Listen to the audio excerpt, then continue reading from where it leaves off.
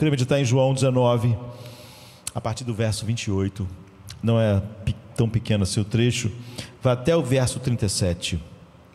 E a gente continua na mesma cena e olhando para a mesma coisa.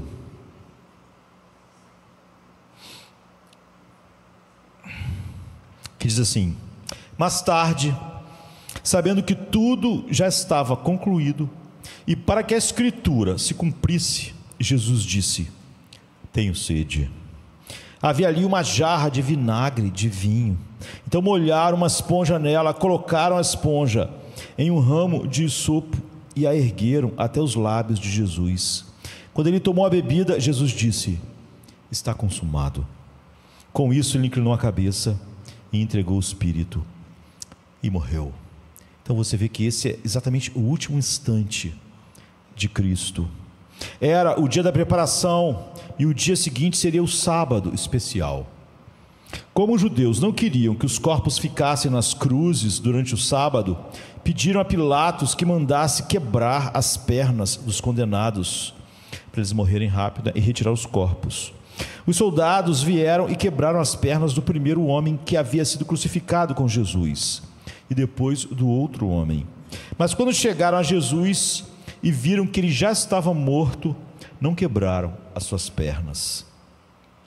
Em vez disso, um dos soldados perfurou o lado de Jesus com uma lança, e logo saiu sangue e água. Perfurou o coração de Jesus.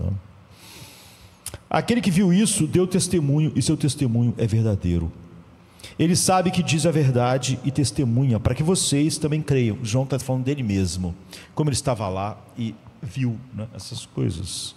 Essas coisas aconteceram para que se cumprisse a Escritura: nenhum dos seus ossos será quebrado.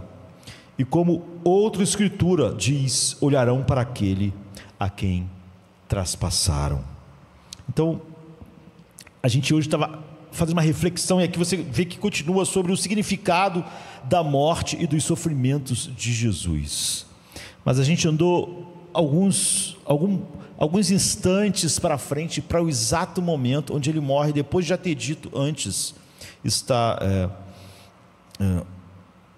consumado, como a gente viu. E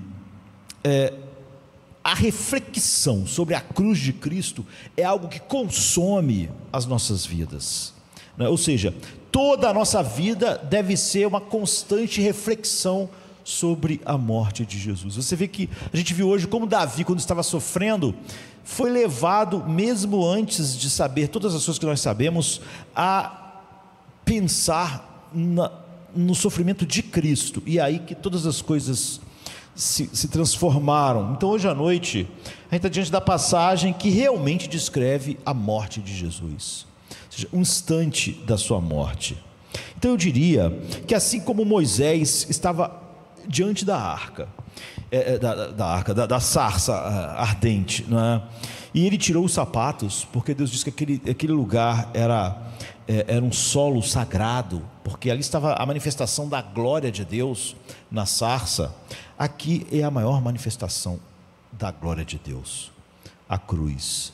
Na verdade, essa é a razão para a qual Deus fez o mundo, para aquele instante, não é? Ele é o cordeiro que foi morto antes da fundação do mundo. O plano é a sua morte. Toda a história acontece para que Jesus morra naquela sexta-feira. E nós precisamos fazer algo equivalente em nossos corações. Não precisamos tirar os sapatos dos nossos pés, mas precisamos realmente entender que diante da cruz nós estamos diante daquilo que é mais sagrado, daquilo que mais manifesta a glória de Deus. Nunca abra na sua casa a Bíblia e medite sobre a cruz de uma maneira casual, não é? Sempre tenha em mente isso. Nós precisamos nos aproximar dessa passagem com um senso da sua incrível santidade. Como Moisés precisava ter um senso da santidade de Deus diante da sarça, aqui muito mais. E talvez a melhor maneira de fazer isso seja, de alguma maneira, nós sermos simples. Porque você vê que quando você olha para toda a cena, para todas aquelas horas, Jesus conquistou nossa salvação com poucas palavras. Ele não está falando o tempo todo. As palavras, elas vão acontecendo naquelas horas, e se você pegar elas e espalhar pelas horas, você vê que foi com poucas palavras. Então, a gente não é a abundância das palavras, mas o significado profundo delas que nos pega, e nós consumimos nossas vidas e vamos consumir a eternidade olhando para a cruz. Então eu quero sugerir apenas 3 coisas que a gente vê nesse relato do instante da morte de Jesus, que, como eu disse, era como se nós simplesmente olhamos para o lado prático na nossa vida do que vimos hoje pela manhã. A primeira coisa é o segredo da força de Cristo, o segredo do poder na vida dele, da força.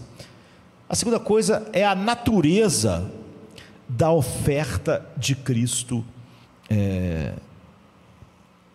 ao Pai, e como nós podemos nos apropriar dessas coisas pessoalmente, como a gente pode se apropriar disso em nossas vidas e então ver a transformação que isso traz. Então a primeira coisa é o segredo da força de Cristo.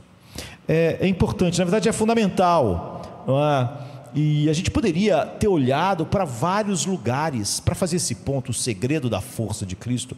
A gente poderia ter usado vários lugares diferentes no livro de João. Você vê que João está sempre interessado que a gente tenha certeza de todos esses fatos. Você vê que ali, quando ele diz que Jesus morreu, quando ele diz que enfiaram uma lança no seu lado até o seu coração, você vê que ele diz: eu estava lá, eu estava vendo. Eu não quero que vocês achem que eu estou contando uma história que alguém me contou. Eu sou testemunha ocular, eu estava ali, eu estava diante desse horror que ele está descrevendo, né? Quebrar as pernas dos outros para que eles morressem logo, e quando chegaram em Jesus ele já estava com as suas pernas, ele já estava morto, por isso não quebraram suas pernas para se cumprir a escritura, mas enfiaram a lança em seu lado até o seu coração, saindo água e sangue, constatando sua morte também. Se não tivesse morrido, alguém enfiar uma lança no seu coração. Ele estava lá, e a gente poderia ter feito esse primeiro ponto, o segredo da força de Jesus, em vários lugares de João, porque João ele vai ressaltar isso várias vezes. Note que diz: mais tarde, sabendo que tudo já estava concluído, ou seja, que tudo que Deus havia dito já tinha acontecido, e para que a escritura se cumprisse, Jesus disse. Se você está acostumado a meditar em João, você vai ver que isso aparece várias vezes, que Jesus faz as coisas para que a escritura se cumpra, que sempre é fundamental para Jesus que a escritura se cumpra. O que isso nos diz? Eu acho que isso nos diz muito, Isso é um segredo para as nossas vidas. Nós temos uma tendência e temos, eu diria, uma suposição, mesmo que não perceptível, ela pode ser semi-consciente, de subestimar a força, o poder com o qual Jesus enfrentou o que ele enfrentou. E isso para nosso grande prejuízo. Jesus enfrentou, queridos, oposição. Nós enfrentamos oposição, ele enfrentou uma oposição maior, né, das pessoas, de Satanás, e depois debaixo da ira de Deus. Ele enfrentou o sofrimento, um sofrimento tão atroz do ponto de vista psicológico e físico, né, como a gente vê essas descrições finais, mas ainda maior, espiritual. Jesus nunca foi compreendido em sua vida. Durante toda a sua vida, ninguém o compreendeu, nem sua família, nem sua cidade, nem seu governo, nem seus discípulos. Mesmo seus melhores amigos nunca compreenderam ele, mesmo as pessoas que o amavam de verdade não o compreenderam. Ele estava sempre, de certa forma, completamente sozinho, porque ninguém, mesmo os mais próximos, mesmo os seus parentes de sangue, e seu pai e sua mãe aqui, e seus irmãos, e também os seus discípulos, e também as pessoas que de alguma maneira eram próximos, compreenderam ele, portanto não podiam estar do lado dele verdadeiramente se não compreendiam. Ele foi atacado e assediado pelo diabo todo o tempo, ele foi atacado e assediado pelos líderes religiosos, e no final ele foi brutalmente tratado pelos soldados romanos. E como ele obteve força para enfrentar todas essas coisas? E como nós no Evangelho sempre estamos dando uma desculpa para não enfrentarmos quase nada, ou para quase qualquer coisa nos esmagar. Há uma suposição, eu disse, às vezes inconsciente ou semiconsciente da nossa parte, que nem sequer precisa fazer uma pergunta. Por quê? Nós tendemos a dizer, bem, ele era o Filho de Deus, ele era o Filho de Deus, ele mesmo era Deus, ele era esse ser divino.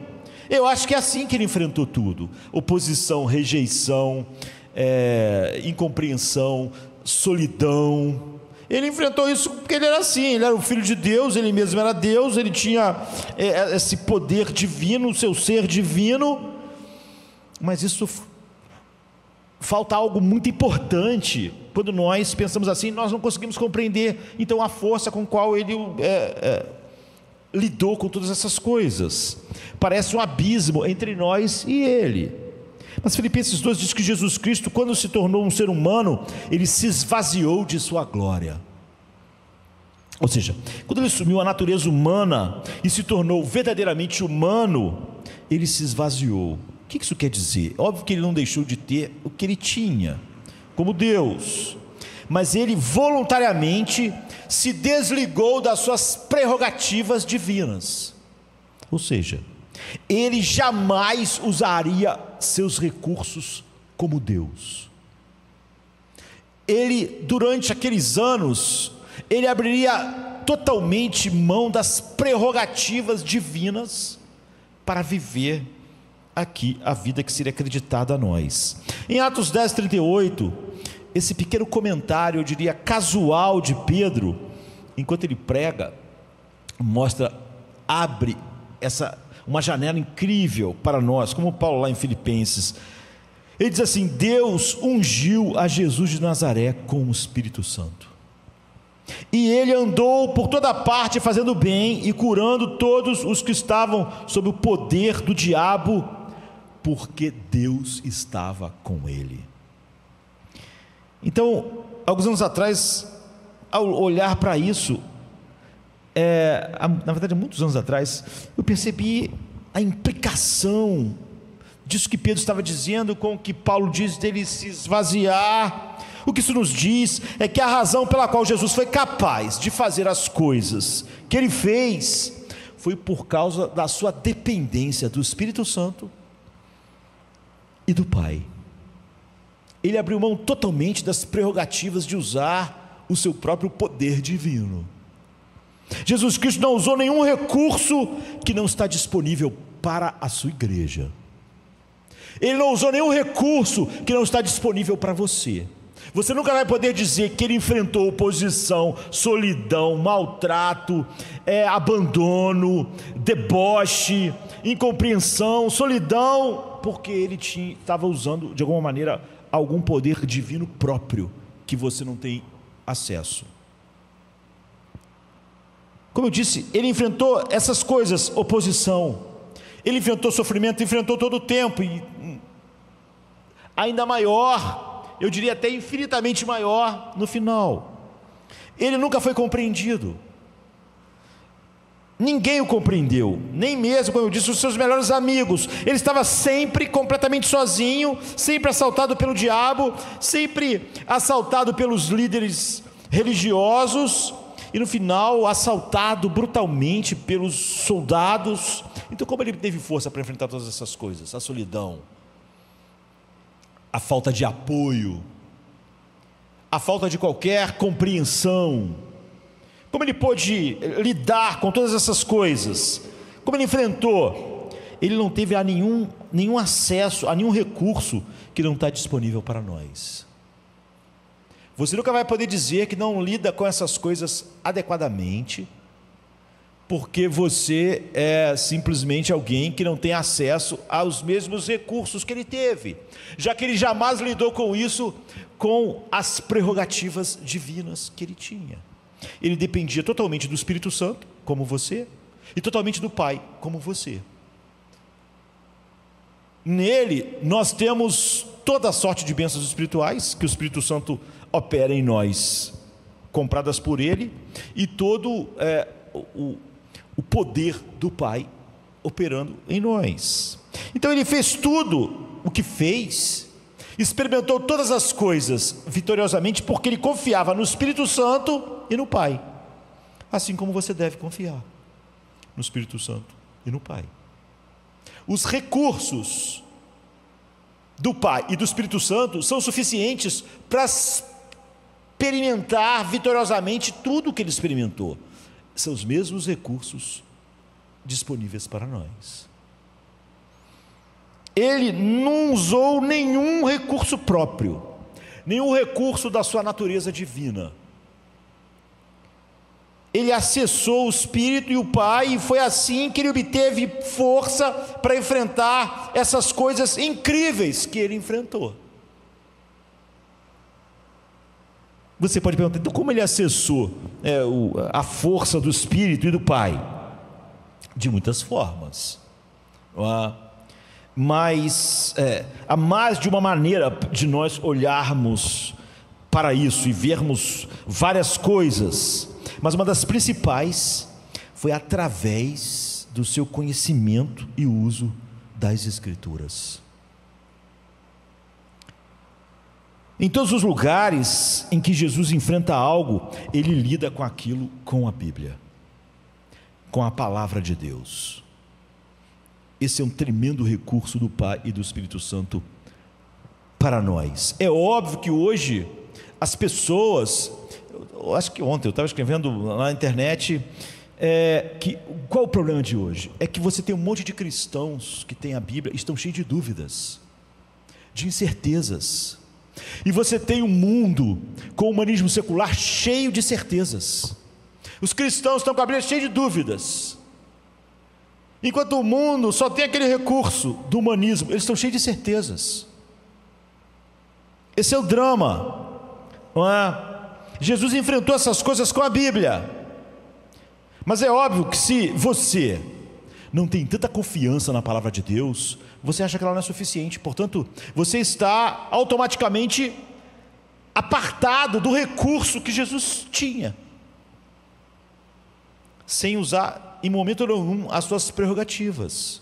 Se você acha que precisa da Bíblia e mais alguma coisa, da Bíblia mais humanismo secular, da Bíblia e mais alguma coisa, é óbvio que você não tem o que Jesus tinha, porque ele achava que não precisava de nada, até a ponto de dizer que a palavra de Deus era a sua comida, era a sua bebida, é o seu alimento, seu sustento, seu poder. Então quando o diabo o assaltava, ele respondia como está escrito. Quando os fariseus o atacavam, ele dizia: vocês não conhecem nem as Escrituras, nem o poder de Deus. Ao não conhecer as Escrituras, vocês não conhecem o poder de Deus. Quando Pedro tira uma espada para defender Jesus no jardim do Getsêmane, Jesus diz: guarde isso. Claro, Pedro, que eu poderia chamar uma legião de anjos para me defender, mas então, Pedro, como é que a Escritura ia se cumprir se eu fizesse isso? Se eu fosse protegido nessa hora, como a palavra ia se cumprir? Você não entende que a coisa mais importante é a palavra e não a nossa segurança? Como a palavra se cumpriria se eu estivesse preocupado simplesmente em me livrar dessa hora? Para essa hora eu vim. Como, Pedro, a palavra ia se cumprir se a minha oração, se o meu pedido fosse que os anjos viessem aqui e resolvessem isso? Agora, se eu não faço isso, como você pensa que com uma espada vai nos livrar desta hora? Você está dizendo, a palavra se cumprir é a coisa mais importante. Ele está sempre pensando na Bíblia. Hoje as pessoas acham na igreja que a Bíblia não é suficiente para a alma delas, para a paz delas, para o descanso delas. Jesus não achava isso. Você vê, o acesso que ele tinha, ele abriu mão da sua glória, de todas as suas prerrogativas divinas, e dependeu totalmente do Espírito e do Pai. Então ele dependia totalmente da palavra. A caminho do Calvário, ele está carregando a cruz, está apanhando, está caindo, está se levantando.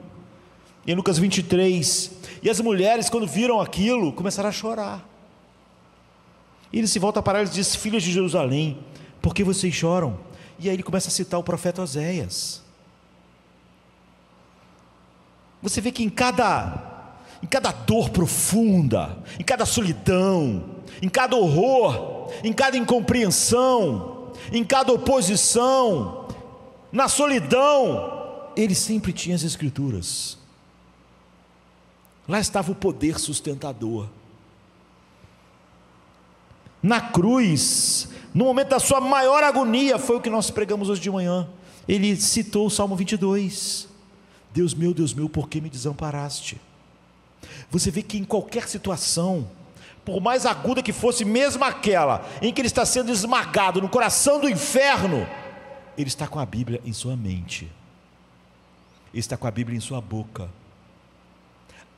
A Bíblia era suficiente para ele no coração do inferno. Há cristãos que dizem que a Bíblia não é suficiente para ele com os probleminhas da vida, e diz que quem depende da Bíblia é muito ingênuo, porque os problemas da vida são muito complexos para a Bíblia. Não era assim para Cristo. Mesmo quando ele estava no coração do inferno, ele acha que o Salmo 22 é suficiente.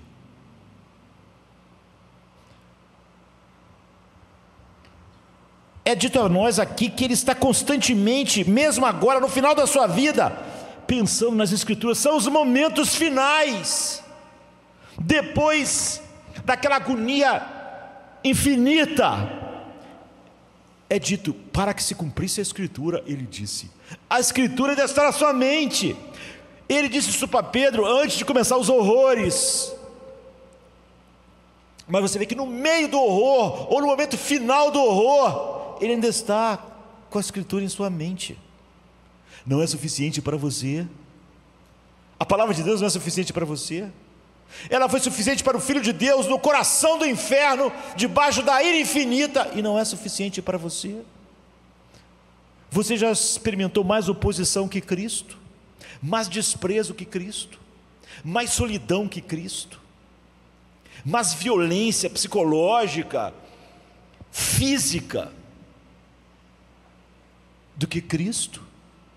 A Bíblia era suficiente para ele em todas essas situações. Você já experimentou algo maior do que ele? De tal maneira que você chegou à conclusão que a palavra de Deus não é suficiente? Não é de se espantar então que você não tem os recursos que ele tinha. Você vê? Ele abriu mão das prerrogativas divinas. Ele ia depender totalmente do Espírito e do Pai. Então ele dependia totalmente da palavra. Você sabe o que significa? Quando você está no extremo, quando você está com dor, quando está com perigo incrível, há uma tendência no ser humano de agir instintivamente. Você simplesmente age no momento de maior perigo de maneira instintiva. E esse é um dos problemas da vida, não é? O que controla isso é algo que deve encher muito os nossos corações, para que nos momentos que nós não podemos fazer reflexões, a gente haja instintivamente. Há coisas que são meio que você não consegue entender. Por exemplo, as pessoas do serviço secreto americano, eles devem proteger o presidente, eles devem proteger os candidatos, como houve agora um atentado contra Trump. O que acontece? Quando eles escutam tiros, eles se colocam na frente do tiro, que está em direção à autoridade que eles estão defendendo. Agora, isso faz sentido para você? Você acha que algum salário paga? Alguém está atirando com uma R-15 e eu vou entrar na frente? Você acha que isso é um simples emprego? Alguém recebe algum salário que acha que vale a pena receber tiros? Quando atiraram em Reagan, seguranças morreram. do serviço secreto. Por quê? Porque eles se deitam na frente, eles entram na frente do tiro, para que o tiro não pegue. Agora, isso é totalmente irracional. Quando um ser humano escuta o tiro, a tendência dele é pular para o outro lado, pular para o chão. É instintivo. Como é que aquelas pessoas instintivamente entram na frente? Porque eles fizeram aquilo tantas vezes, que virou instintivo. Eles escutam o barulho de tiro, eles entram na frente para proteger, em vez de fazer o que normalmente, instintivamente você faria, que é pular para um lado, tentar deitar no chão para o tiro não acertar em você. Eles estão entrando na frente das balas. Você vê, não há como fazer uma reflexão naquela hora. Não há como a pessoa pensar, olha, estão atirando no presidente, então entre ele receber o tiro, ou então numa autoridade, ou num dos candidatos a presidente, em vez de ele receber o tiro, é melhor eu, que sou só um agente do serviço secreto, receber os tiros no lugar dele. Eu vou ficar sem, a minha esposa vai ficar sem marido, meus filhos vão ficar sem pai, mas o importante é proteger aqui. É óbvio que isso instintivamente não é o que o ser humano pensa. Eu ganho tanto por mês, então bem que posso ganhar esses tiros. Nós vamos achar que nenhum salário vale eu ganhar um monte de tiro no lugar de alguém. Mas você vê, eles treinaram aquilo tão repetidas vezes, tantas vezes, que na hora que eles escutam, eles não fazem uma reflexão. Virou instintivo. Algo que você vê, completamente fora do padrão, que é você escutar tiros e de alguma maneira querer se proteger, pular no chão, se proteger das balas. Mas você vê, a repetição contínua faz eles terem um reflexo, sem uma reflexão. Naquela hora, não dá tempo de pensar, o que eu devo fazer quando estão atirando nessa autoridade? Devo entrar na frente? Porque se você pensar isso tudo, o cara já ganhou os tiros todos, que ele tinha que ganhar. Você deve simplesmente agir. Então, quando você está no extremo, quando está com dor, quando está com perigo incrível, você tende sempre a agir instintivamente. Não é hora de muita reflexão quando isso está acontecendo. Então, existem dois eus. Há um eu instintivo, há um eu visceral em nós, o eu real, o eu verdadeiro, eu diria que o eu nu. Então há o eu que você quer projetar depois de uma reflexão. O eu que não é o eu visceral, não é o eu nu, é o eu que você, depois de pensar, sabe quando você vai vestir uma roupa? Então, você pensar, fazer uma reflexão, então eu vou agir dessa forma. Essa forma é a mais sábia para mim agir. Então, esse não é o eu nu, não é? É um eu depois de muita reflexão. Por exemplo, há pessoas te observando e você diz, como eu devo então agir diante dessas pessoas? Como eu devo responder? Não é? Alguém te critica. O verdadeiro eu visceral, talvez queira estrangular aquela pessoa. Mas então você vê que há outras pessoas ao seu redor. Ou então que você queria responder de uma maneira bem... Mas então você vê que há muitas pessoas ali.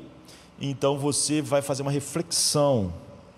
E o eu refletido faz algo diferente do que o eu visceral ia fazer.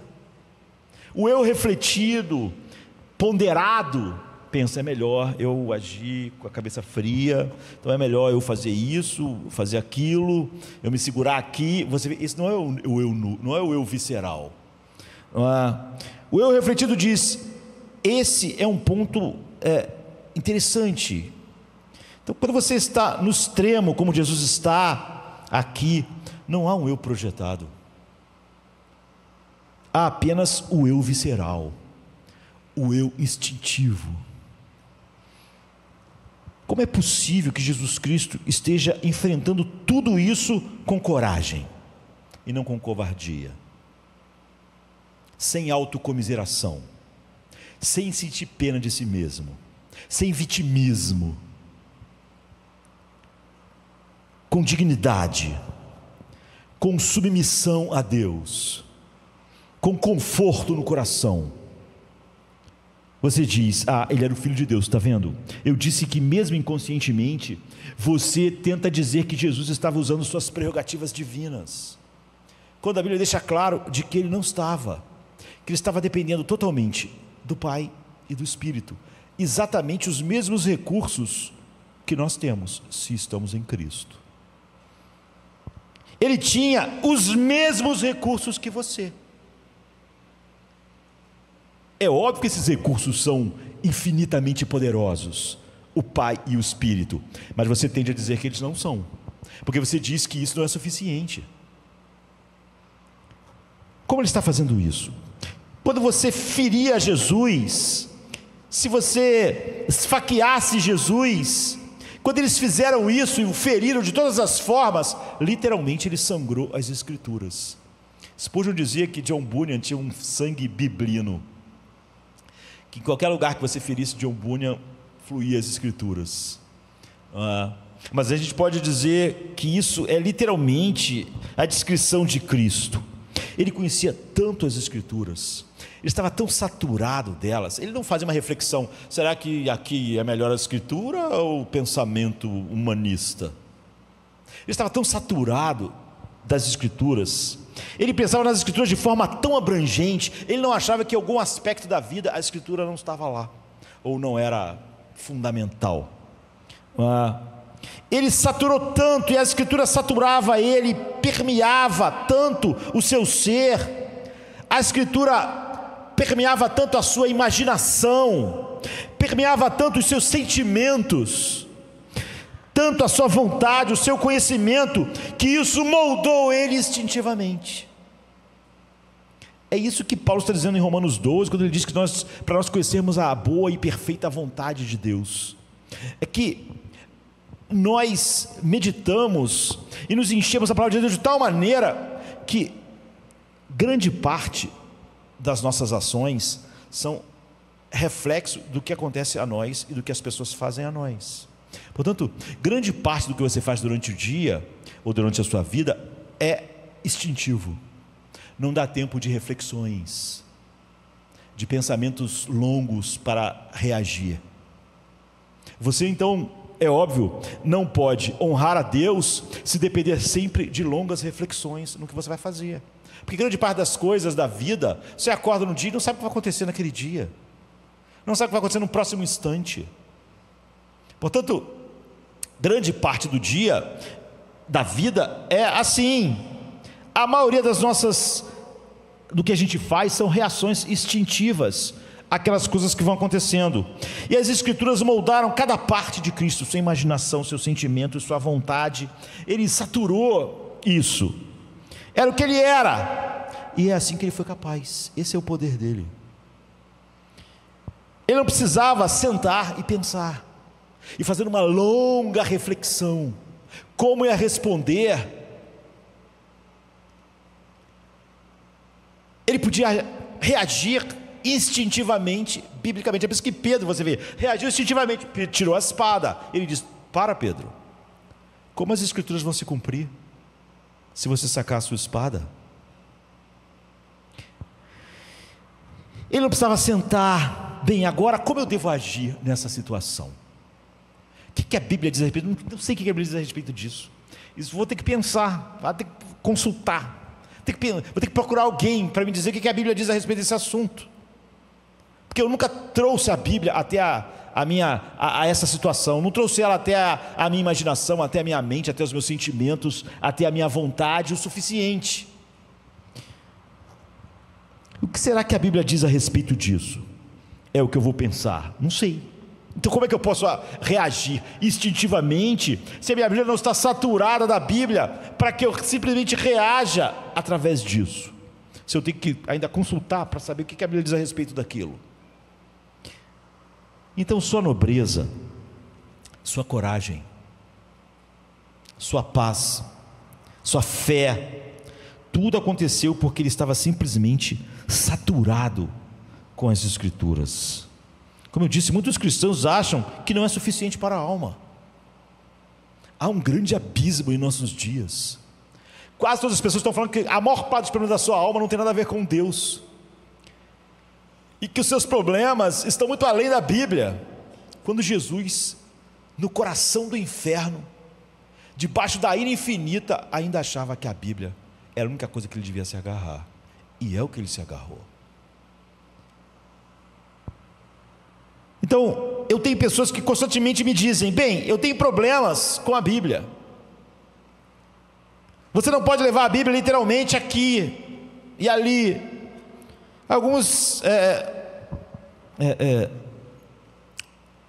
pessoas, várias vezes, eu tive pessoas me fazendo perguntas e tendo que responder sobre a Bíblia, sobre o Evangelho, e isso surge o tempo todo. Como você pode acreditar quando a Bíblia diz isso aqui? Como você pode afirmar que a Bíblia é suficiente aqui? E para esse problema da alma aqui? Não há coisas na Bíblia que são metafóricas, que são... a pessoa não tem coragem, quase que ela diz que são lendárias, que são ingênuas para os problemas reais, como se a Bíblia fosse menos real do que os problemas dela. Há coisas que você não deve levar literalmente, não há coisas regressivas na Bíblia que realmente te ofendem agora. O que sempre quero dizer a essas pessoas é: você acredita em Jesus Cristo? Você acredita que Jesus Cristo é o Filho de Deus? Porque infelizmente muitas pessoas que dizem que cristãs estão aí. Você acredita que Jesus Cristo é o Senhor do céu, que veio à terra? Você acredita que Ele ressuscitou dos mortos? Resolva isso, por favor. Resolva isso definitivamente na sua vida, para você não ficar sempre nesse lugar aí. Decida se Ele é o Filho de Deus. Decida se Ele é ou não o Senhor do céu, se Ele fez ou não o que disse que fez. Decida se Ele ressuscitou corporalmente dos mortos, porque se Ele é, não há absolutamente nenhuma maneira de seguir a Jesus, de admitir que Ele é o Filho de Deus, sem aceitar a autoridade da Bíblia sobre tudo na tua vida. Jesus Cristo se submeteu às Escrituras. Que argumento você vai ter para não se submeter? Ele, nos seus horrores da alma, do corpo, da vida e da morte, se submeteu à Bíblia. Por que você acha que há horrores na sua vida maiores do que o que Ele enfrentou? Você acredita que Ele é o Filho de Deus? Você acredita no que a Bíblia diz a respeito dele? Você acredita no que Ele disse a respeito dele? Você acredita que Ele foi esmagado por Deus? Ele se submeteu às Escrituras, ele amava as Escrituras, ele conhecia as Escrituras, ele se curvava à autoridade das Escrituras, de tal maneira que ele achava que isso era a coisa mais importante do que qualquer outra coisa. Para que se cumprisse a Escritura, ele está morrendo, e ainda assim, está morrendo numa cruz, está morrendo sem nunca ter sido entendido por ninguém. Ainda assim ele acha que a Escritura é suficiente. Você acredita nisso? Você acredita que Ele é o Filho de Deus? Você acredita na cruz? Resolva isso. Se você não acredita realmente a Bíblia, você pode escolher o que acreditar nela ou não. Você pode ler ela como ler qualquer outro livro.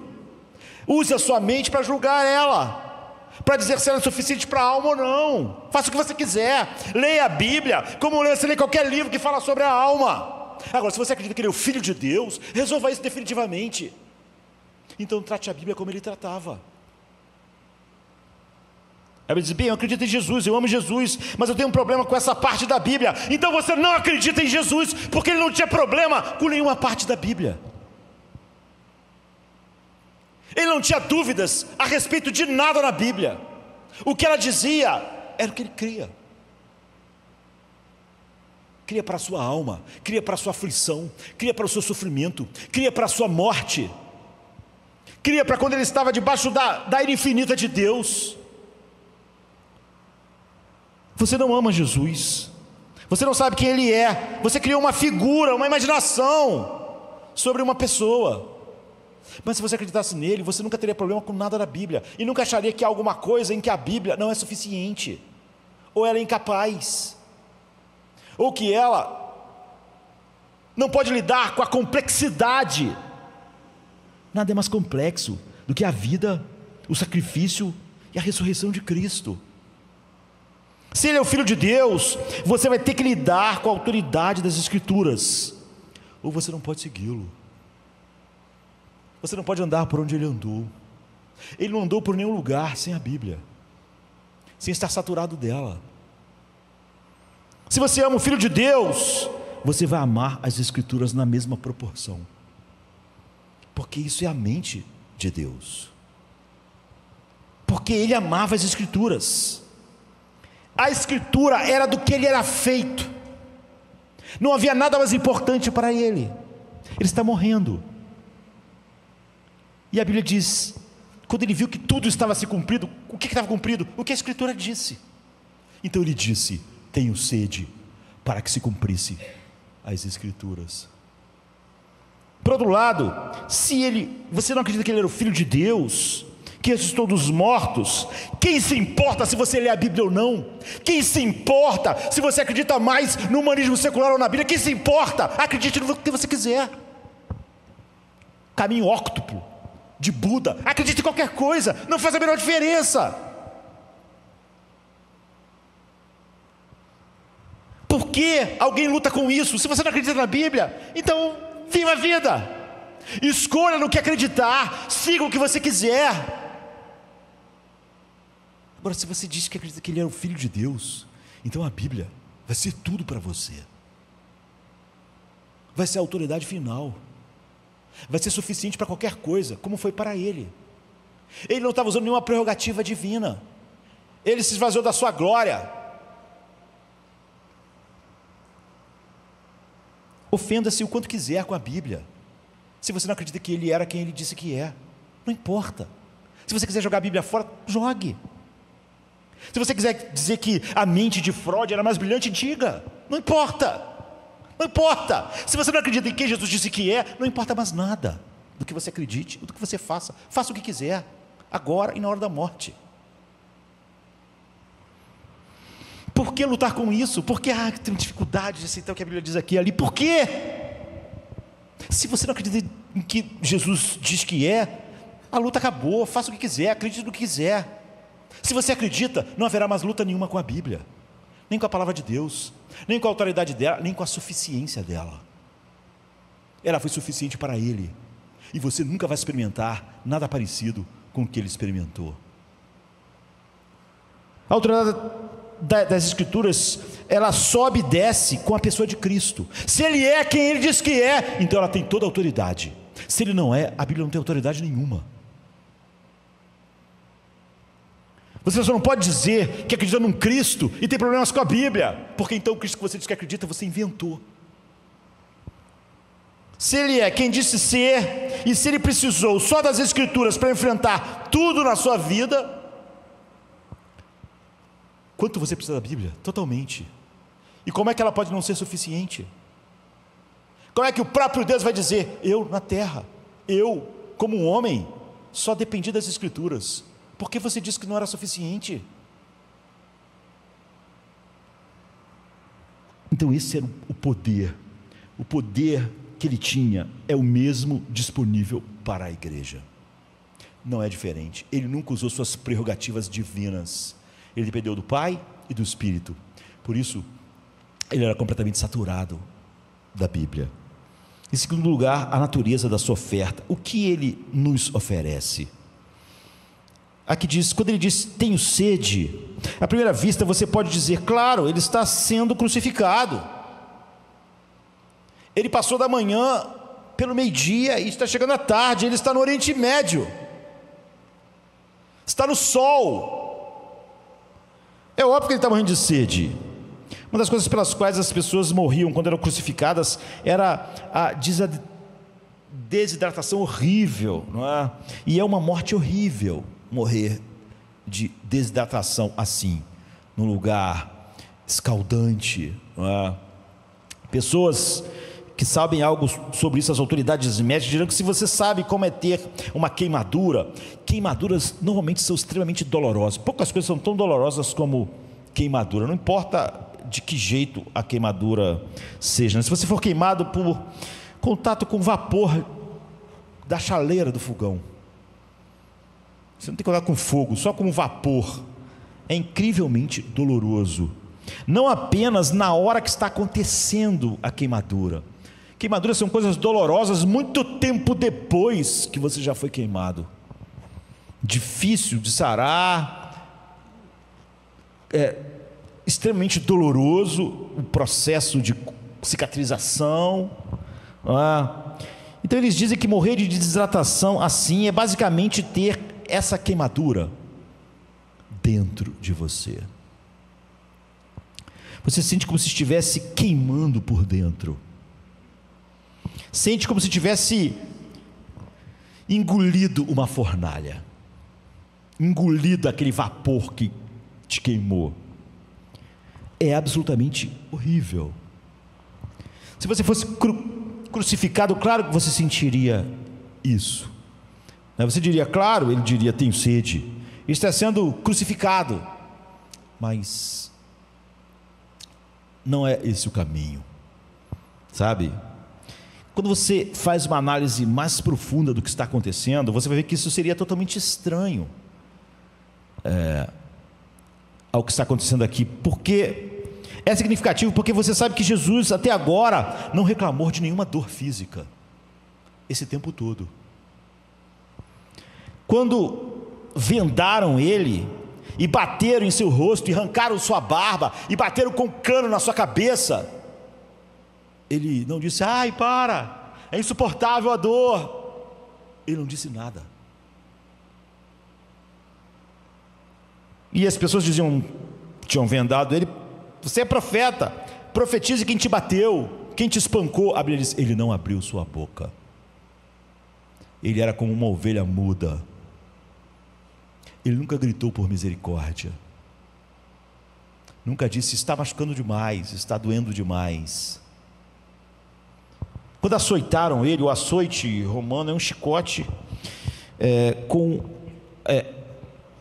tiras, e na ponta dessas tiras eles colocavam ossos, ferro, de tal maneira que isso dilacerava, não era só chicotada, aquilo dilacerava a carne, aquilo dilacerava a carne, as 39 chibatadas, até o osso aparecer. Era algo violento, muitas pessoas morriam do suplício romano. Mas então, quando você chicoteava alguém com essas 39 chicotadas, você literalmente estava rasgando, despedaçando as costas daquela pessoa, e ossos ficando expostos. Mas ele não disse uma palavra, não gritou dizendo que a dor era insuportável, que eles deviam ter misericórdia e matar logo ele. Ele ficou quieto. Ele suportou. Ele não abriu a sua boca. Repetidamente os escritores dos evangelhos dizem que ele se submeteu. Ele se submeteu a todas aquelas coisas, como uma ovelha muda que vai ao matadouro, nunca pedindo para parar, nunca falando sobre a dor excruciante, terrível. Quando colocaram os espinhos que perfuraram sua testa, seu couro cabeludo, quando cravaram pregos em seus pés e cravaram pregos em suas mãos, ele não reclamou, ele não disse para parar, ele não pediu para matar ele logo, ele ficou quieto, ele suportou, ele aceitou, ele sabia que era o que ele devia fazer. Nós não merecemos misericórdia, ele estava no nosso lugar. Ele tinha esse tipo de coragem, ele tinha esse tipo de fortaleza. Ele aceitou, como uma ovelha muda, ele se entregou, ele se submeteu à dor inimaginável, ficando calado. Porque então ele ia gritar, se ele não gritou quando estava sendo açoitado e dilacerado, quando estava sendo pregado, porque de repente ele diria, tenho sede? A resposta é porque algo mais do que a sede física está acontecendo ali, como no brado, tu me desamparaste. E eu estava vendo alguém dizer que há um rio uma cidade americana, um rio chamado Schuylkill, em que agora é um grande rio, mas séculos atrás, quando usavam aquilo ali como a única fonte de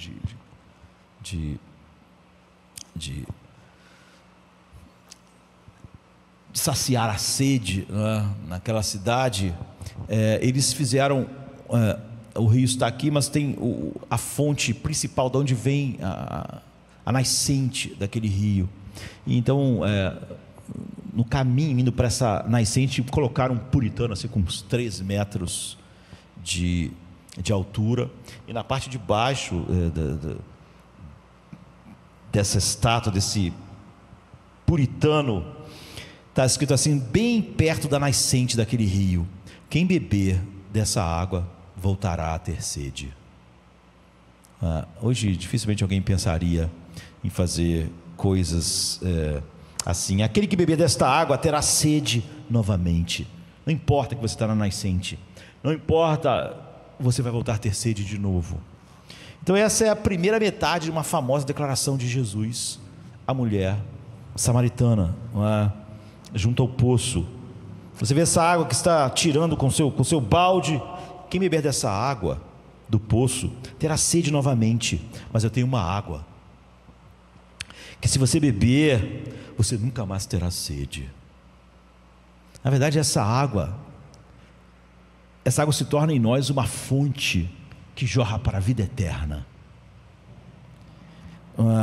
Ela, de fato, a água que eu te darei se tornará uma fonte dentro de você, brotando dentro de você por toda a eternidade. Você nunca mais vai ter sede de novo. Do que ele estava falando?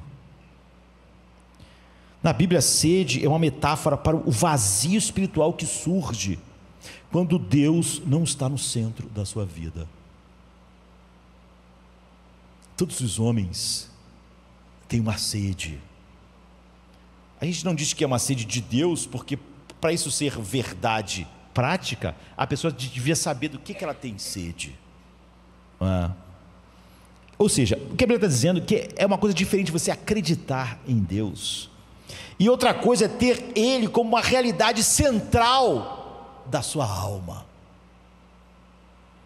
No Salmo 42, famoso, em que Davi diz: como a corça anseia pelas correntes das águas, assim a minha alma anseia por ti, ó Deus. A minha alma tem sede de Deus, do Deus vivo. Quando eu poderei ir e encontrar-me com Deus? Quão sondador é isso? O que você está dizendo é o seguinte: não é uma crença em Deus que vai me saciar, não é uma crença em Deus que minha alma precisa. Eu preciso de Deus como o corpo precisa de água. Imagine conhecer água no deserto. Conhecer água não é nada. O teu corpo sedento está clamando pela água mesmo. Conhecer ela não é suficiente. Não tem água na minha cabeça, eu conheço a água. A água é uma coisa muito boa e maravilhosa. Eu estou morrendo de sede. Eu preciso ter água na minha boca. Eu preciso ter água dentro de mim. O que Davi está dizendo é o seguinte: o conhecimento de Deus é totalmente ineficaz para mim, um mero conhecimento, como é o conhecimento da água para alguém que está morrendo de sede. O cara pode conhecer a água, ele pode conhecer até quimicamente como a água é, mas ele vai morrer de sede. Ele não precisa, um conhecimento mero não faz o que a água faz para o nosso corpo. Nós precisamos da água mesmo. É isso que o salmista está dizendo. Caso contrário, Davi está dizendo: eu vou morrer de sede, como alguém que conhecesse meramente água num deserto e não tivesse água nunca. Eu não posso viver de meramente conhecer Deus. Eu tenho que ter Deus no centro da minha alma, como alguém precisa ter água dentro do seu corpo,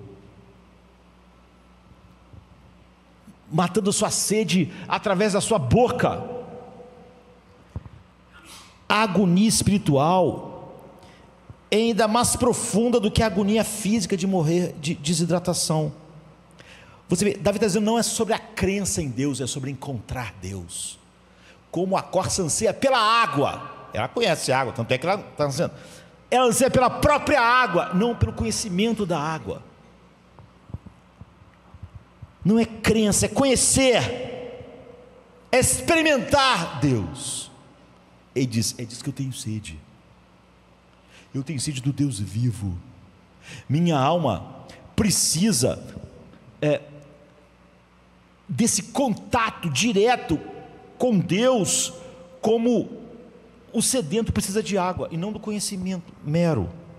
Outra maneira de colocar isso é Deus ser a realidade central da sua vida. É sobre isso que ele está falando. Você pode acreditar em Deus e ainda assim o sucesso profissional ser a realidade central da sua vida, e por isso que a sua vida é sempre em frangalhos, porque a sua vida profissional não está indo para frente. Ou seja, isso é a bebida da sua alma, pelo menos você acha. Ou a amizade, ou família, ou romance, ou sexo, ou influência, ou dinheiro. Essas podem ser a bebida real da alma, ou seja, a realidade central da sua alma. E Deus é só a sua crença. Portanto, você nunca precisa dele de fato, você só precisa ter a crença. Você não precisa dele no centro da sua alma, como Davi está clamando no Salmo 42. Ele está dizendo que ele precisa, como a costa precisa da água, ela não precisa de conhecimento da água, precisa da água mesmo. Precisa experimentar a alma, a água em seu ser, a costa. Então ele está dizendo: eu preciso experimentar Deus como o centro da minha vida, ou eu morro. Aqui está o que Jesus está dizendo. Se você colocar o balde do seu coração, está dizendo para a mulher samaritana, né? Se você beber dessa água, você vai voltar a ter sede. Se você botar o balde do seu coração em qualquer coisa que não o amor infinito de Deus, em qualquer coisa que não a glória de Deus, em qualquer coisa que não a beleza de Deus e o conforto de Deus e a paz de Deus, você vai ter sede novamente. Se você bota o balde querendo paz num relacionamento, então você vai voltar a ter sede. Isso não vai te dar paz de verdade. É o que ele está dizendo para aquela mulher: se você beber dessa água, você vai ter sede de novo. Mas eu tenho uma água que, se você beber, você nunca mais vai ter sede. Ela vai virar uma fonte de conforto, de paz, de deleite dentro de você, para a vida eterna. Então, você lembra que quando Jesus está falando com a mulher no poço, a mulher estava tirando água, em João 4, né? E ele diz: quem beber desta água terá sede novamente, mas eu tenho uma água que, se você beber, nunca mais terá sede novamente. De fato, a água que eu te darei brotará dentro de você como um rio de vida, um rio de vida eterna. Então ela disse o quê? Ela disse assim: você tem uma água que, se eu beber, nunca mais terei sede, não vou precisar mais vir aqui buscar a água. Conte-me sobre isso, mostre-me isso, me dê dessa água, para não precisar mais vir aqui, para todo dia ter que vir aqui pegar água. Qual é a resposta de Jesus a ela? A resposta de Jesus é o seguinte: ela diz assim: me dá dessa água, eu quero uma água que eu não tenha, para que eu não tenha sede de novo. A resposta de Jesus é totalmente, parece deslocada, porque ele diz assim: tá bom, vai buscar o seu marido e vamos falar sobre essa água. Ela diz: bem, eu não tenho marido. E ele diz: eu sei que você não tem marido, você já teve 5 maridos, e o homem com quem você vive agora não é seu marido. Quando você lê isso, a primeira impressão é: uau, ela estava falando de coisas espirituais, ela quer a água viva. Porque ele mudou de assunto e começou a falar sobre, trouxe à tona a vida amorosa arruinada que ela tinha. Qual o problema dele? Por que ele veio com esse papo de chama o seu marido? Ela disse que queria água, ele falou sobre água, e agora ele vem falar sobre marido e diz que ela teve já 5 homens na sua vida, e o marido e a pessoa com que ela estava agora, o 6º, não era o marido dela. Por que ele mudou de assunto? Porque ele está sendo tão duro sobre a vida amorosa dela. A resposta é que ele não está mudando de assunto, não está. Ele está sendo incrivelmente terno, porque ela disse: eu quero essa água viva. Ele diz: ok, vamos falar sobre a sua vida amorosa arruinada. A razão pela qual você quer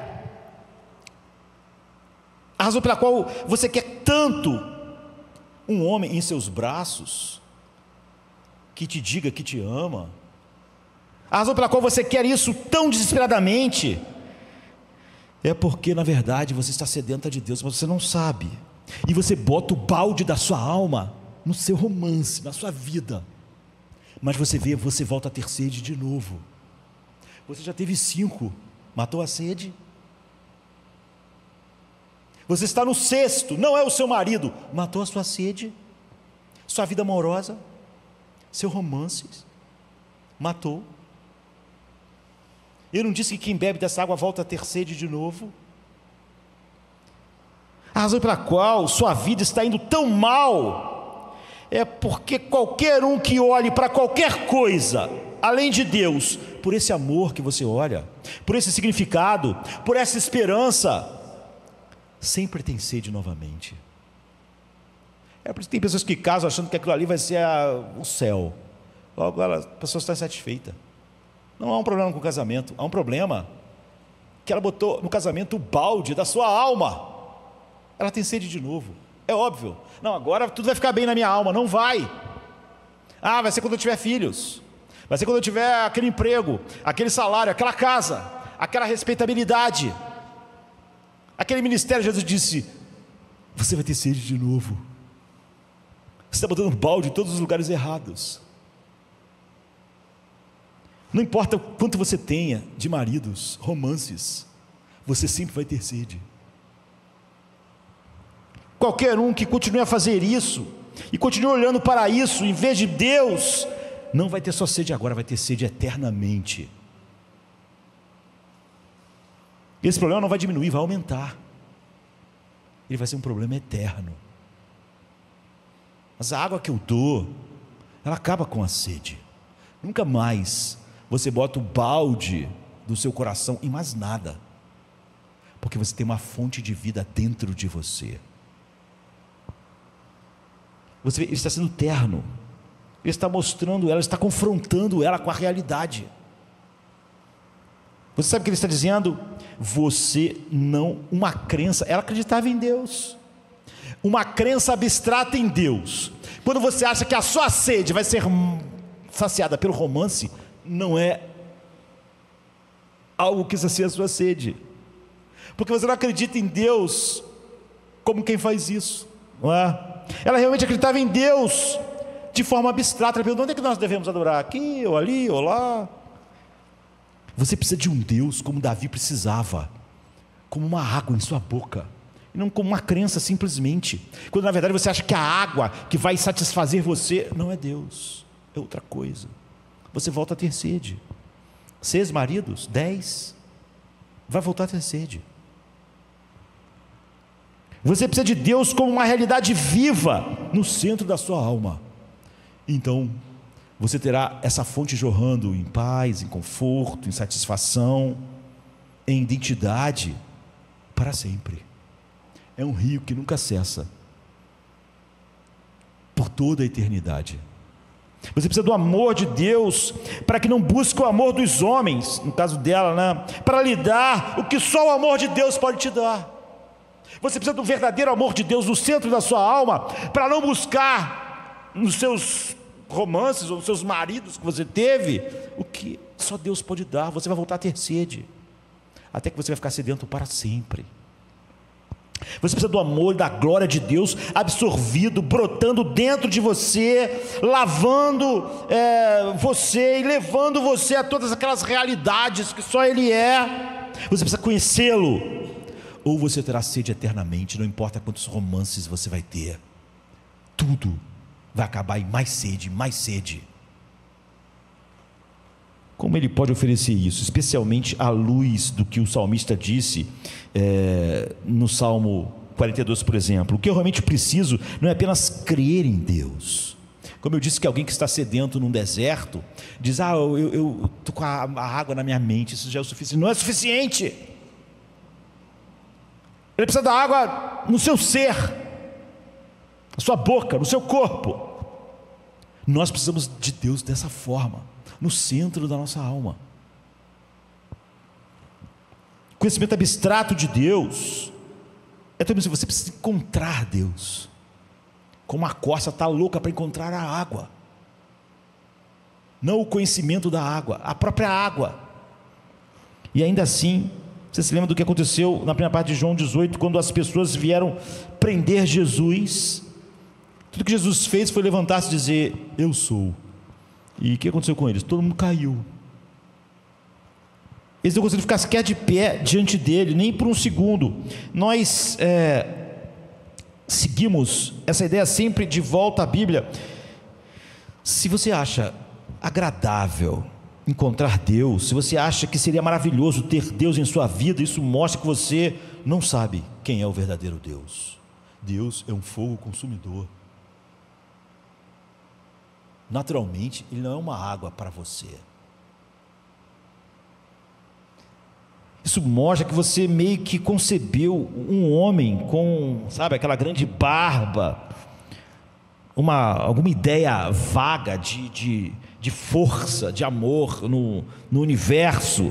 Quando alguém se aproxima do verdadeiro Deus, que é perfeitamente bom e absolutamente justo, você imediatamente se torna profundamente consciente do fato que você não é uma pessoa que não consegue viver nem segundo os seus próprios padrões de um homem caído e pecaminoso.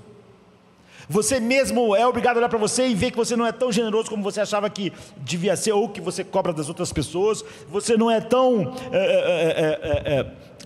agradável como você cobra de todo mundo. Você vê que nem pelos seus próprios padrões você seria visto como ok.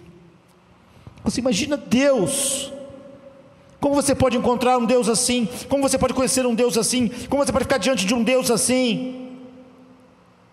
Isso pode ser o que nós precisamos no centro da nossa alma. Mas como nós podemos obter algo que, para nós, como nós somos, é um fogo consumidor? Agora nós sabemos por que nós podemos ter Ele como água no nosso ser. A única maneira que nós podíamos ter isso, ter o que Davi está dizendo, de Deus como uma água, uma fonte de satisfação, de paz, de conforto, de alegria indizível dentro de nós. A única forma de eu poder beber dessa água era Ele não ter essa água para Ele. Era Ele dizer: eu tenho sede. Ele nos está falando particularmente sobre o físico. É uma imagem do que Ele realmente está passando nos últimos momentos da sua vida. Jesus Cristo está experimentando a sede definitiva, a sede eterna, a sede final, a completa ausência de Deus, da sua paz, da sua presença, da sua glória, do seu conforto, da sua alegria, a sede final, a sede definitiva. Jesus Cristo está experimentando as queimaduras eternas. É como se ele tivesse bebido o fogo consumidor, as labaredas eternas. O profeta Naum coloca assim: quem pode resistir à sua ira? Quem pode resistir à sua indignação? Quem pode suportar o fogo da sua ira? Sua ira é derramada como fogo, as rochas se despedaçam diante dele. Naum 1, 3 e 6. Jesus Cristo está recebendo o que todos os eleitos mereciam por todo o seu mal. Não saciar sua sede, mas experimentar a sede na sua manifestação final e eterna. Beber a labareda de fogo, beber o cálice da ira final. Jesus estava recebendo o que todos nós merecemos por nossos pecados. Era como 10 milhões de sóis na sua boca. Não simplesmente algo que queima, porque ele estava experimentando as queimaduras divinas. Ele estava experimentando as queimaduras eternas, a justiça divina, o fogo consumidor, as labaredas eternas. Sua alma estava inundada disso. Ele tinha a sede final. Você sabe o que ele está fazendo? Ele está tendo sede para que você possa ter a água da vida. Ele está perdendo a água da vida para que você possa beber. Você vai continuar com seus baldes em outros lugares? Vai continuar com uma mulher samaritana? Você já teve 5 maridos, agora você está no 6º, ele não é o seu marido. Você vai continuar com seu balde nisso? Você não vê que você vai continuar com sede?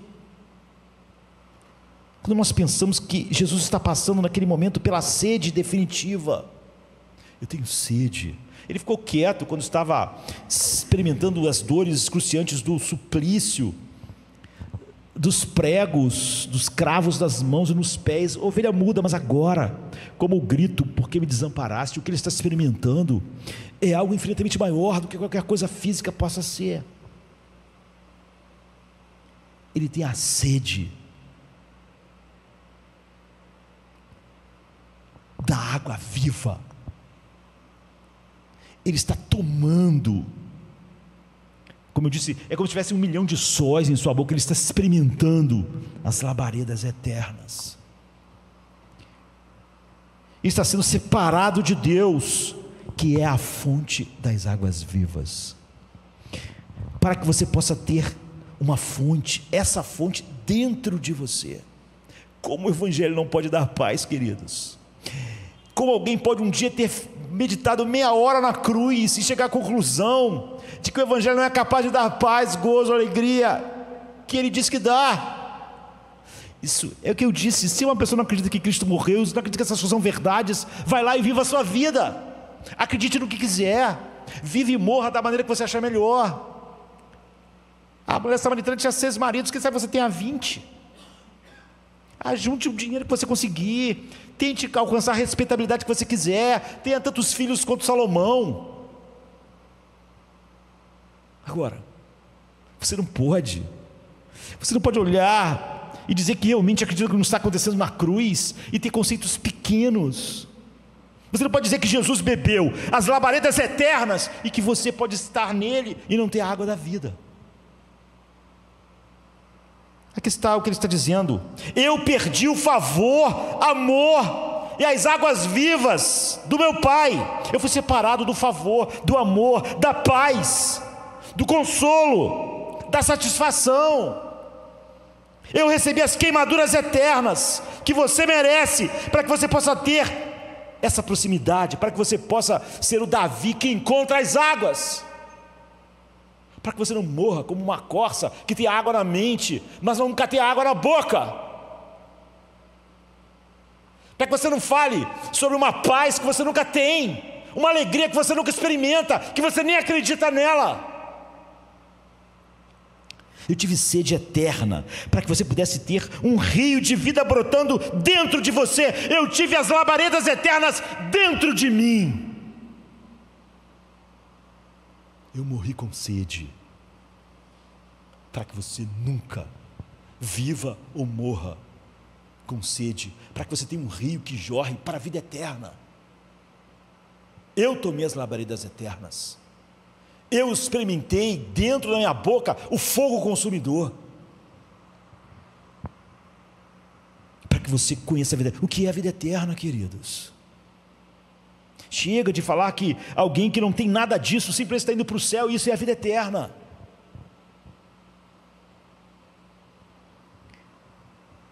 Por fim, como podemos nos apropriar pessoal e praticamente disso? O que isso realmente significa na prática? Em terceiro lugar, né?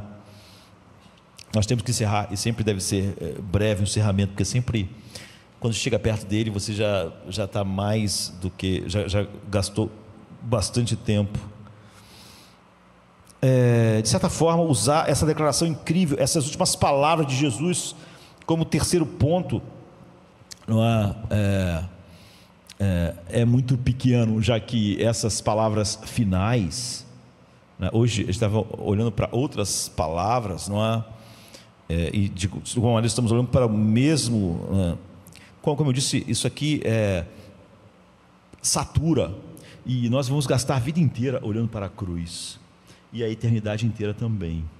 Então é óbvio que há riqueza grande demais aqui, mas eu acho que é a maneira mais fácil de terminarmos rápido algo que daria uma quantidade enorme de sermões, não é?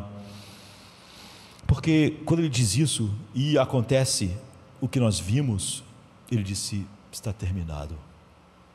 Eu bebia, eu morri com sede, eu bebi as labaredas eternas, acabou. Então ele diz: tetelestai, acabou. Dizer que falta alguma coisa para alguém experimentar o que Cristo disse que acabou é o maior absurdo que cristãos fazem em nossos dias, que pastores fazem ao pregar a maior parte da sabedoria humana e do humanismo secular, e não o evangelho. Está consumado, é o que ele diz logo depois de dizer: eu tenho sede. Então tinha acabado, ele tinha bebido, ele teve a sede eterna. Se você já ouviu um sermão a respeito disso, ou estudou isso, você já ouviu isso milhares de vezes, que lá é uma palavra só, apesar de que aqui a gente usa duas, né? Está consumado, está totalmente pago.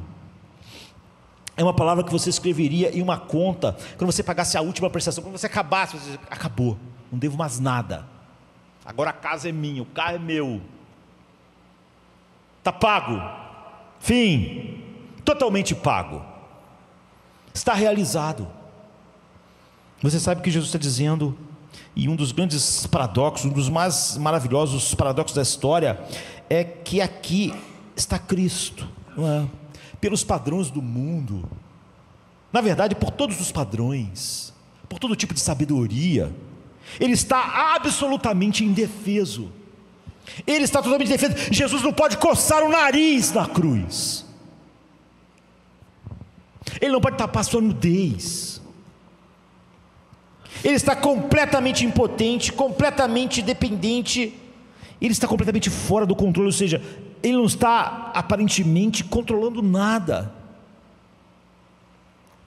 Enquanto ele morre nesse estado incrível, impotente, as últimas palavras dele são incríveis: eu fiz, eu triunfei, eu venci, eu fui até o fim, não falta absolutamente nada para todos os eleitos terem tudo o que o Pai prometeu. Eles não têm que completar nada.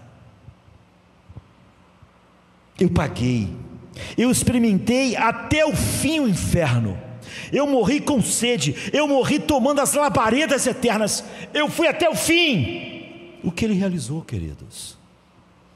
1 Pedro 3,18 diz: pois também Cristo morreu pelos pecados, uma vez por todas, o justo pelos injustos, para nos conduzir a Deus, para nós termos a água da vida, a água que jorra para a vida eterna. O que ele está dizendo é o seguinte: eu atravessei cada centímetro do inferno, eu bebi cada gota da ira, há um abismo infinito entre você e Deus, há uma distância infinita, mas eu atravessei cada centímetro dessa distância infinita, eu paguei tudo, uma dívida impagável, eu realizei tudo, não há mais nada para você fazer, não há mais nada para você ter a água que eu morri sedento sem ela. Compare isso com, eu estava mencionando, né? Compare isso com as últimas palavras de Buda. As últimas palavras de Buda é: esforça-se sem cessar. Agora, quando você lê o que Buda disse, você entende, porque essas são as últimas palavras dele. O caminho óctuplo não é? Quando você lê, eu diria que há muitas coisas admiráveis no caminho óctuplo, não é? E fala sobre a autonegação e o reconhecimento do egocentrismo, de uma vida voltada para nós mesmos, e que isso é grande parte do que está errado conosco. Você lê essas coisas no caminho óctuplo. E o caminho óctuplo, então, ele tenta te dar iluminação no sentido de ver realidades em você. Agora, tudo é incrivelmente difícil, tudo é incrivelmente impossível, tudo é incrivelmente exigente. E essa é a razão pela qual as últimas palavras dele, depois de dar o caminho óctuplo, é dizer: olha, se você quer a salvação, nunca pare de se esforçar, esforce-se sem cessar. As últimas palavras de Cristo foram exatamente o oposto. Exatamente o oposto. Ele diz: eu fiz todo o esforço, eu atravessei cada centímetro do caminho infinito que te separa de Deus, não ouse acrescentar nada. Ele não está falando só com o inferno diante de Deus, ele está falando para você: não ouse colocar nada na minha obra, eu terminei. Se alguém um dia vai estar para sempre bebendo dessa fonte, desfrutando do meu Pai, eu fiz tudo, não ouse acrescentar nada para chegar nesse lugar.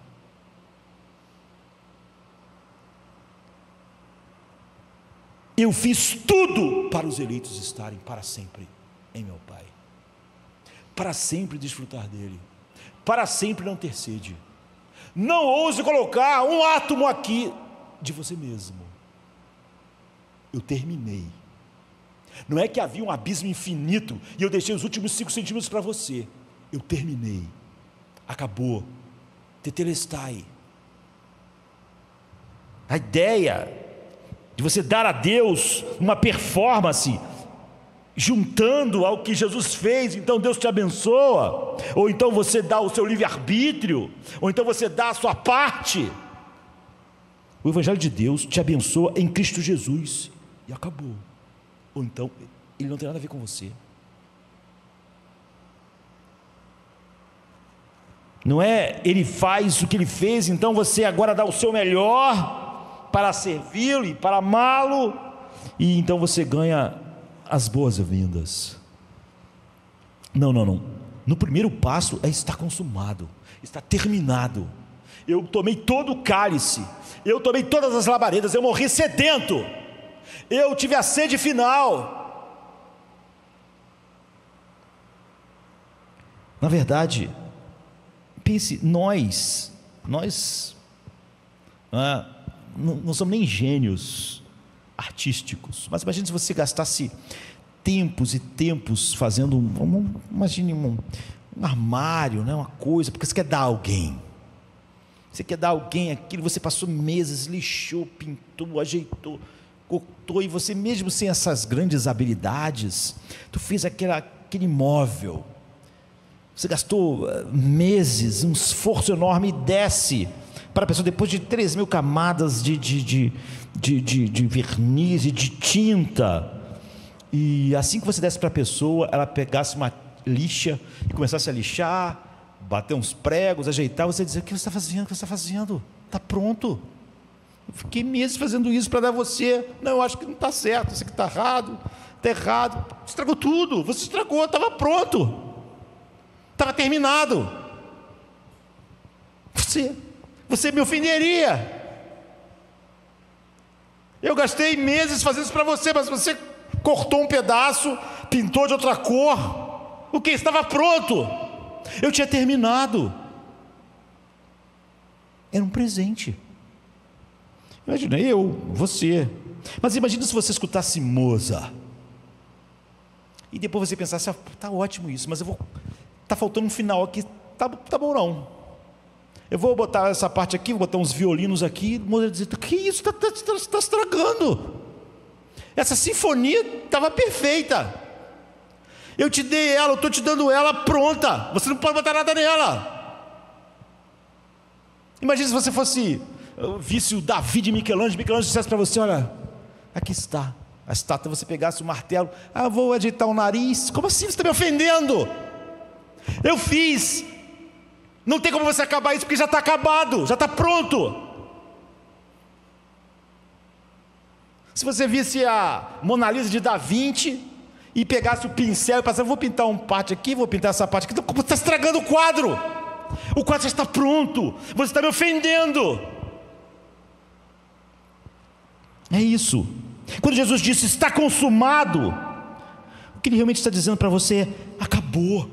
Você não pode vir com o seu martelo, com o seu prego, com a sua lixa. Está pronto.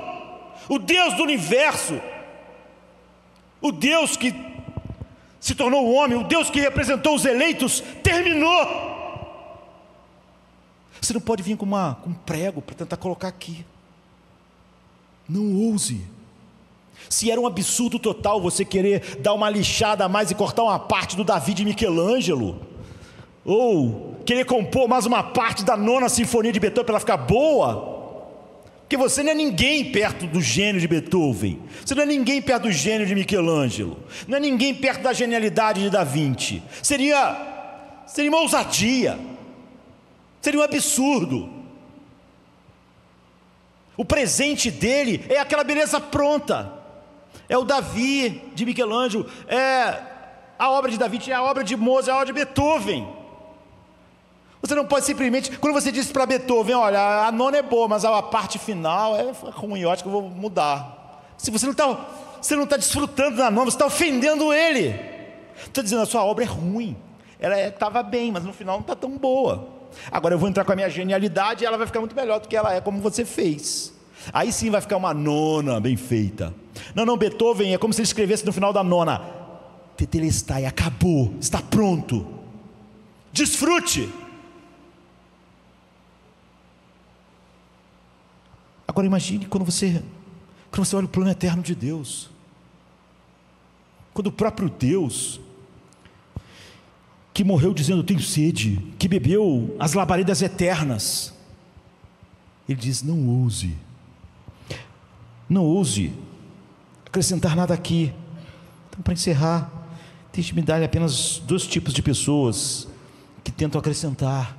E como é fácil nós entrarmos nisso, não é? Há 1000 maneiras de fazer isso, e não temos como entrar nas particularidades, não é? Há um enorme número de pessoas aqui hoje ouvindo na internet, e não importa em que sala você estivesse, em que lugar você estivesse, sempre haverá. Quando uma pessoa diz que o que Cristo fez não é suficiente para a sua alma, ele está dizendo isso. O que? Minha paz? Isso é muito bom, mas está faltando uma parte. Eu vou ter que fazer uma parte aqui. Você não bebeu as labaredas eternas nessa parte da minha paz. Jesus diz: não, eu terminei. Qualquer outra coisa que você beber vai voltar a te dar sede. Essa é a única coisa que não acaba com a sede, que é verdadeiramente conforto, verdadeira paz, verdadeiro desfrute eterno, verdadeiro conforto. Não coloque nada, está acabado, terminei. Então, algumas pessoas se martirizam, outras pessoas sempre estão tentando se provar de alguma forma. Não importa se elas têm consciência ou não. Bom, a mulher samaritana podia a princípio não ter a consciência de que ela estava colocando o balde da vida dela nos seus romances. O que importa é que essa era a realidade. Ela ia morrer de sede. É por isso que Jesus foi extremamente amoroso quando está falando sobre água, sobre sede, e diz: vá lá e chama o seu marido. Então algumas pessoas se martirizam, ou outras estão sempre tentando se provar. Então há autossuplicadores e autoprovadores e mais um monte de coisa, mas é um monte de maneiras de a gente dizer que não está acabado. Toda vez que alguém nos critica, ficamos devastados. Hoje a gente vive numa época, quanto mais público você for, mais vai ter gente falando mal de você, por exemplo, na internet. O que era menor se torna maior, né, nos nossos dias. E se você se martiriza, você não pode viver com com essas coisas. Toda vez que você, ou quando você faz algo errado, não é? Comete um erro, você se martiriza. Na verdade,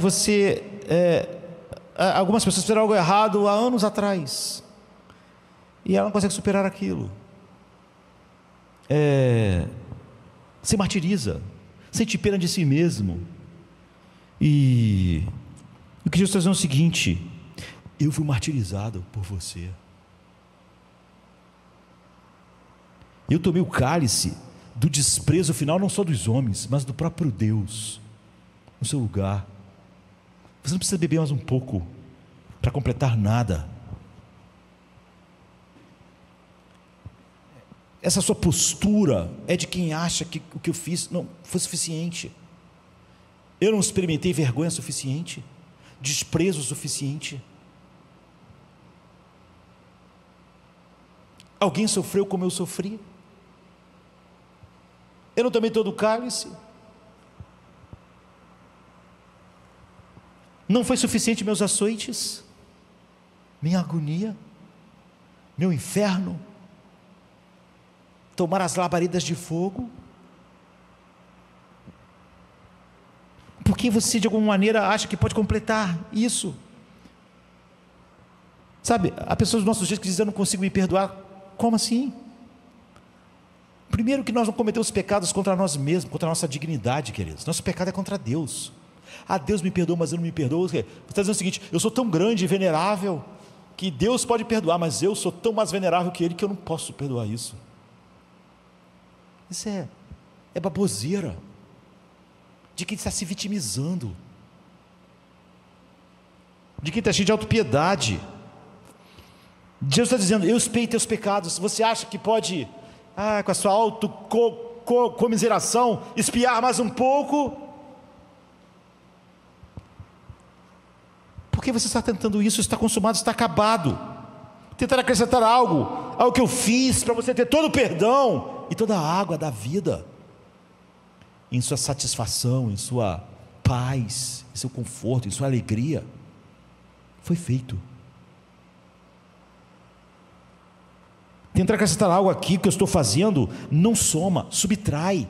Se você pegar o seu pincel e começar a pintar na Mona Lisa, você está estragando, você está subtraindo, você não está acrescentando beleza.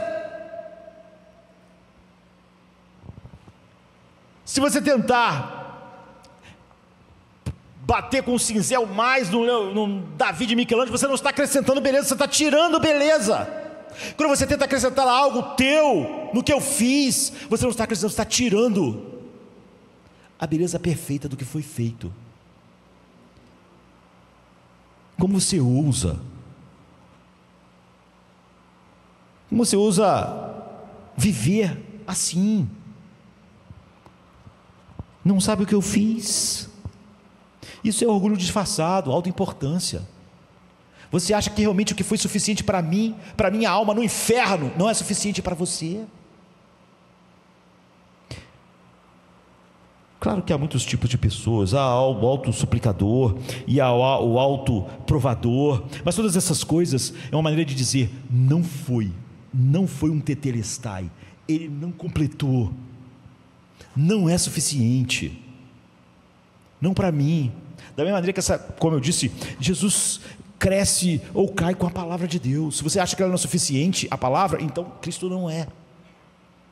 Se você acha que Ele é tudo, então a palavra de Deus é tudo. Eles não podem ser desassociados. Você não pode dizer: eu tenho Cristo no mais alto lugar, mas a palavra de Deus não é suficiente. Você está dizendo que Ele não é suficiente, porque na hora que você separa eles, você já não tem mais o Cristo verdadeiro. Então, sabe, um provador é alguém que pode dizer: eu moro no Rio de Janeiro, eu sou legal, eu fui para boas escolas, eu cheguei bem na minha profissão, eu estou ganhando dinheiro, eu sou um bom pai, sou uma boa mãe, tenho filhos, estou criando. Isso vai te levar para o chão, porque você nem sempre. Essas coisas não são coisas nas quais você pode botar o balde. Nem sempre as coisas vão estar bem. Elas rapidamente ficam mais. Então, o que você está realmente dizendo a Jesus é que não está consumado. Quando um crente diz que ele precisa de mais alguma coisa para ter paz, ele está dizendo, não está consumado. Ele não bebeu tudo. Há coisas na minha vida que ele não bebeu, então eu não posso ter a água curando isso em mim. A água da vida não é suficiente nessa área aqui. Não é suficiente. Ele não terminou.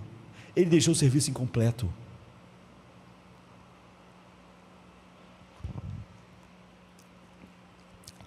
Ele foi esmagado para que eu tivesse paz, mas não foi esmagado o suficiente.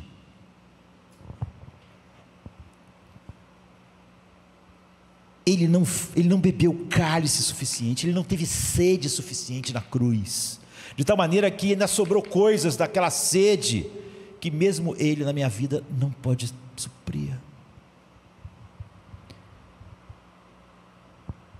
Para eu me sentir significativo, para eu me sentir seguro, eu tenho que ter essa quantidade de dinheiro, essa quantidade de reconhecimento. Eu tenho que fazer isso, eu tenho que fazer aquilo, eu tenho que fazer aquilo outro. Eu estou tão feliz que Jesus pagou por meus pecados, mas agora eu estou aqui fora e eu preciso de muitas coisas ainda. Você está dizendo, não está terminado. Jesus está dizendo, como você ousa olhar para o sacrifício infinito e dizer que ele não está terminado? Quando você ousa dizer isso, quando eu, na cruz, na sede final, disse que estava terminado. O que você está fazendo? Está consumado.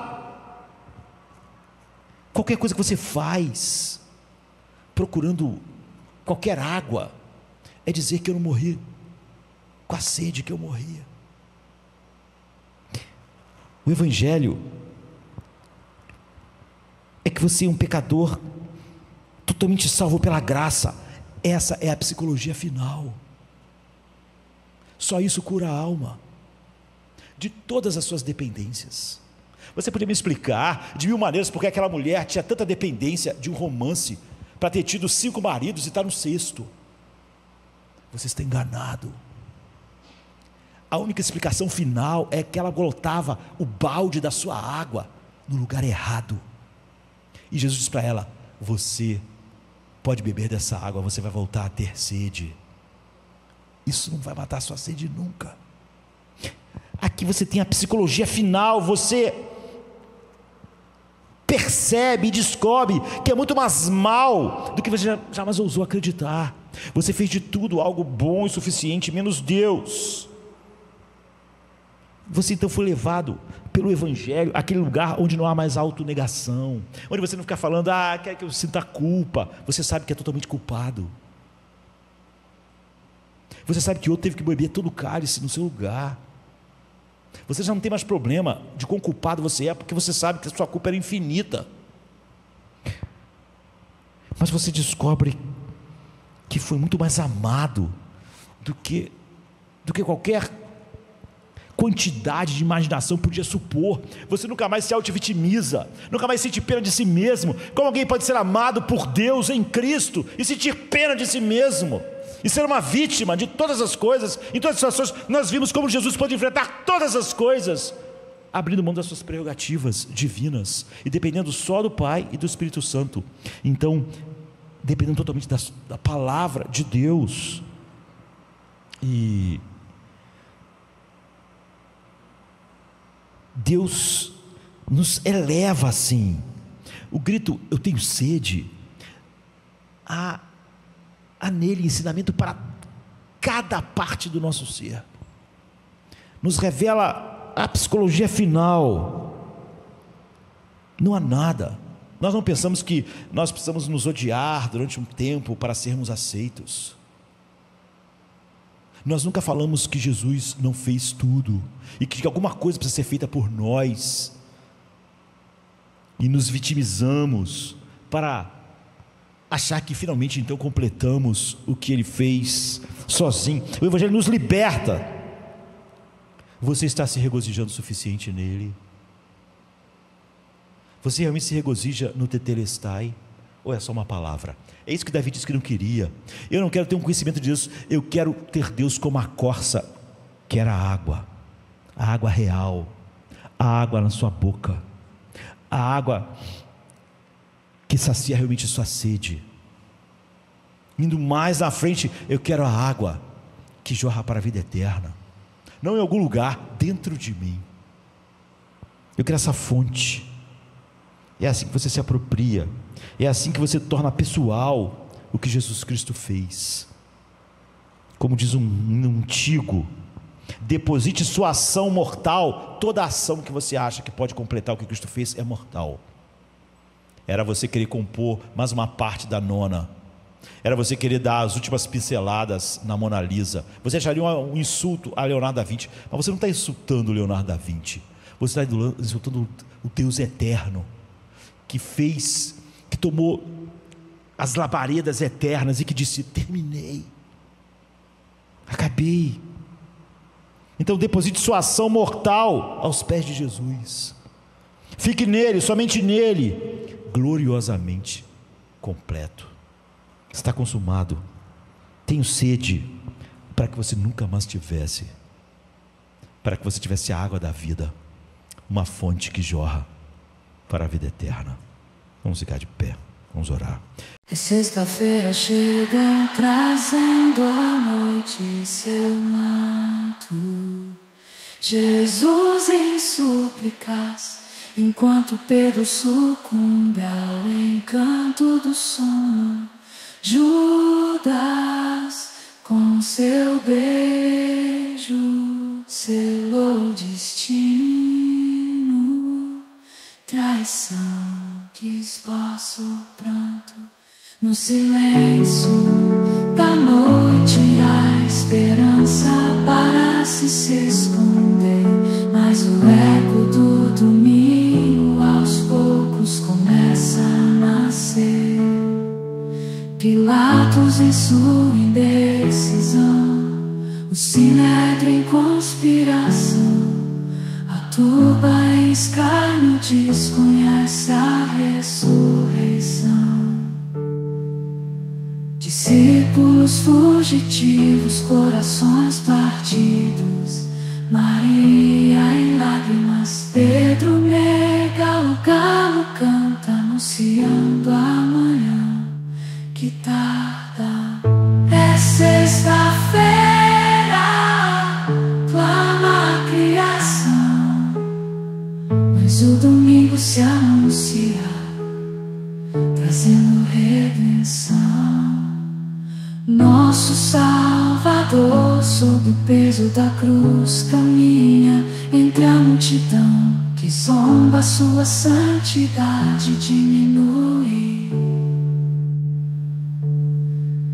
A coroa de espinhos, o sangue que escolhe marcas de amor infinito.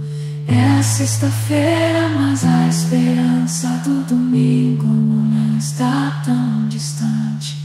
Elevado na cruz, entre criminosos a dor se faz presente. O véu se rasga, a terra treme, o céu escurece, um silêncio envolvente.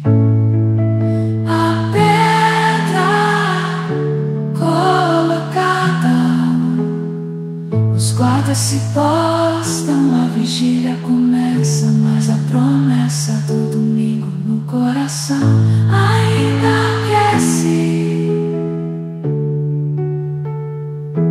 É sexta-feira, mas não é o fim. Domingo vem aí com vitória sem fim.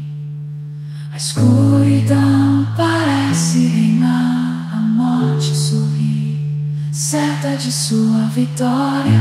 É sexta-feira, mas a história ainda não contou, só a glória. O pecado julga ter vencido, a esperança parece falhar, mas a luz do domingo já começa a brilhar. O túmulo agora vazio, a pedra removida, Jesus ressuscitou trazendo vida. Manhã